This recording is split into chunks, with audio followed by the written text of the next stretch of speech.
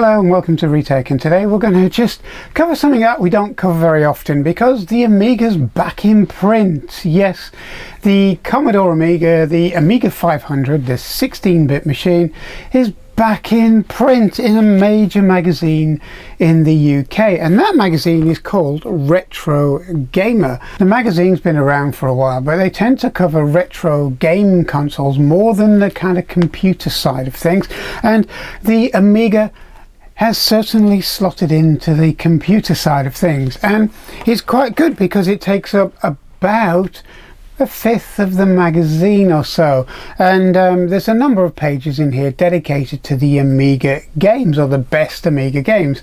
But overall it's really nice to see the Amiga back in print, and this magazine really brings back the nostalgia of when magazines were a major driving force for all of the computers, whether they be 8-bit, 16-bit, games consoles, games themselves, software, and magazines such as these were the thing that kind of drove the expansion of computers into the home.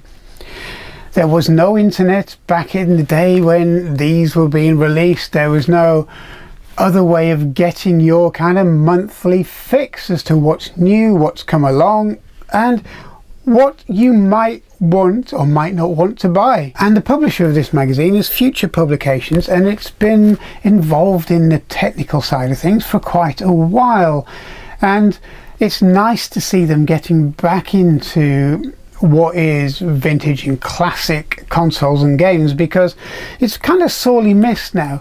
The vintage side of collecting and games and computers is now very big business. Now, this is what I want to show you on the back of here, okay, just to give you an idea, and then we'll move on to what this is all about. We've got Chill Out Games, which is it looks like it's a UK based company, okay, and they basically buy and sell games, and they buy and sell games to a point where they're actually getting very, very valuable for collectors. For example, we have a Nintendo version of Donkey Kong here, and that is selling for £91. Amazing for a game which is very, very old now. And it wasn't as if they only produced a few of these, but this is kind of where the prices are heading. We also have other games on here, such as Stallone's version of Demolition Man just down here, and this one's selling for £111. So they are beginning to kind of bump up in value. We've also got Blues Brothers 2000 just on this page for £181. That's insane. To me, that's insane. Mainly because, you know, when these were released, they were nowhere near the cost of that to buy. So it kind of makes you wonder where everything's heading. But, you know, that's a little bit of an aside, really, because if you're kind of into trying to make some money out of these things, well, there's certainly some money to be made. But whether or not it's going to price the enthusiasts out of the market, and also price this magazine out of the market because it's aimed at enthusiasts, I'm not so sure it's going to be a good thing. But we'll wait and see. It's just like everything else, they kind of peak and trough, so that's kind of to be played out in maybe the next 12 months or so. But back to Retro Gamer, and it's a very good magazine, and it's kind of reminiscent of a kind of retro version of Crash or Your Computer or Your Sinclair, and it's done very, very well. It's nice glossy finish, the magazine's very good, and it also has other interests such as pieces on Imagine, the games software company, and it's also got a piece by Jim Bagley in there. So anybody who knows about Jim Bagley, he's been around for what seems to be a very, very long time, and he's a very frequent visitor to the Retro Computer Museum, or the RCM, in Leicester, and he's very, very nice, and he spends a lot of time with people who just want to talk about or view his next creations. And you know, he's very, very easygoing, and which is what we really need. And to be honest, most of the people from this kind of era are also very, very nice to deal with, talk to, and they will spend enough time with anybody who's interested, which is really nice. Now onto the Amiga side of it. Now the Amiga side of it in here is, as you can probably tell, is kind of featuring the games, okay, and it's all right. I'm just trying to find the page here, but basically all it does is covering some of the iconic games for the Amiga. Now whether you do or don't agree with them, it really doesn't matter, because back in the day when new games were being published, you know, people didn't always agree with the reviews. Remember, had a lot more sway than they do now, because of now you've got the internet, you've got instant reviews, instant verifications, instant everything, and you know really within a few clicks of a mouse whether something's good or not, or it's been overhyped. But back in the day when these machines were current, from the 8-bit machines onwards, and you had to rely on magazines such as these, you had to rely on the reviewer's integrity as well, whether or not he was being paid or whether he was doing it as a straightforward review. Now this article here kind of covers what the best games, or what they think the best games for the Amiga are, and the games that kind of define the platform, such as Stunt Car Racer, which is one of their first ones, and that's something I never agreed with. I never really believed it kind of played all that well. I think it kind of stretched the platform too far, but a lot of people disagree with that, which is great, which is what it's all about. Now as you flick through, I do agree with a lot of them, such as Secret of Monkey Island, which is a very, very iconic game, and Another World. Now Another World really, in my opinion, and probably a lot of others, should be kind of near the top of anybody's list, because it was a fantastic game, and it was a fantastic game that was ported to many platforms, including the PC.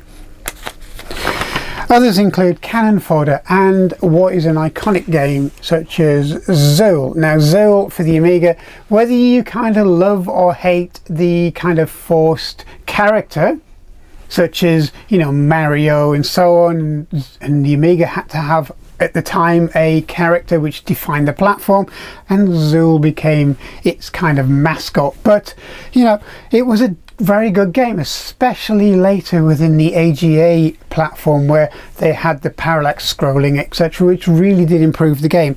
Didn't improve the gameplay as such, but it improved the visuals. But overall, Zool is a very, very good game. And what else rates as highly on this is Shadow of the Beast, and although it doesn't take as much kind of real estate on the magazine as Zool, etc., it is a game that a lot of people think was great because of the graphics, the size of the graphics, and the music. Well, to me, I never thought very much of the game. I did like it. It was kind of a 10-minute game for me anyway. I mean, a lot of people loved it, but it was the music that got me on that game. I thought the music was fantastic, and it's something that's kind of been improved upon and emulated, and people have done live versions of it and instrumental versions of it and so on, which is really great. So yeah, again, each to their own. And the whole magazine is really well done, well laid out, including double page spread of Shadow of the Beast there as well. And I believe that it's nice to see the Amiga getting such a chunk of what really is now possibly one of the only mainstream retro gamer magazines that's out there. And it's great to see something like this kind of take off. They've been going for a little while now, so I kind of think that if you can get hold of it and you're interested in this and this kind of magazine which promotes the classic and vintage tech and games from the years gone by, then try and get hold of it, and I'm sure they'll ship it to whichever country you live in. So yeah, this is just a very, very quick video about this. I'm not being sponsored by them. I just kind of wandered into my local Tesco's, and as I said, I'm not really into kind of retro games as such. It's more the hardware and what it could do, but the software is just as important. And I kind of been seeing this every now and again, but the Amiga bit kind of grabbed my attention, so I bought the magazine, and yeah, I was quite happy with the way it's been done. It's not overly gushy, it's not overly rose tinted, and you know, they do cover the pitfalls as well and the shortcomings of games as well, so which is really fantastic. So yeah, yeah, this is slightly different because I don't usually cover magazines, but again, it's well worth kind of, even if you don't subscribe to it and get it every month, it's well worth buying the odd one that kind of features the machines of your choice. Okay, so anyway, thanks for watching. I hope you enjoyed this. There will be more very shortly. As you can see, the Lingwood machine behind here, the Manfred Mann Earthband machine, is still here.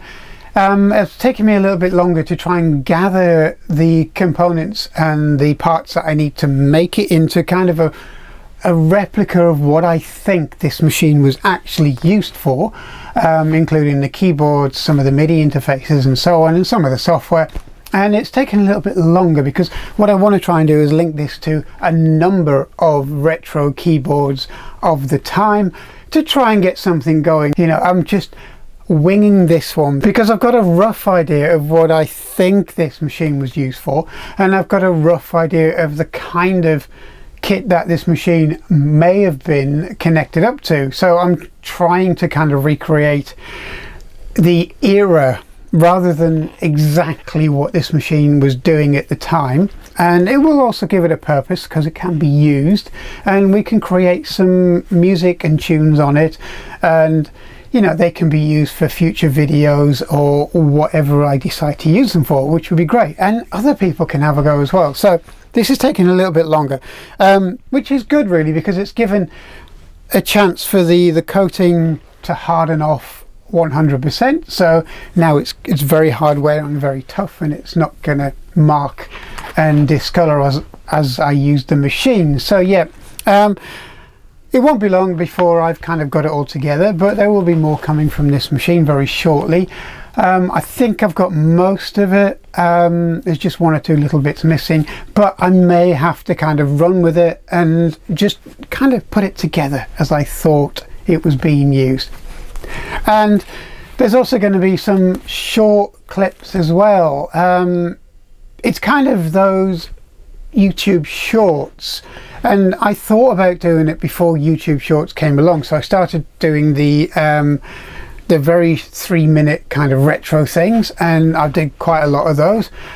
But the YouTube shorts might be a better base for some of the very small bits, such as the rough outlines of what machines did, what software did, and so on.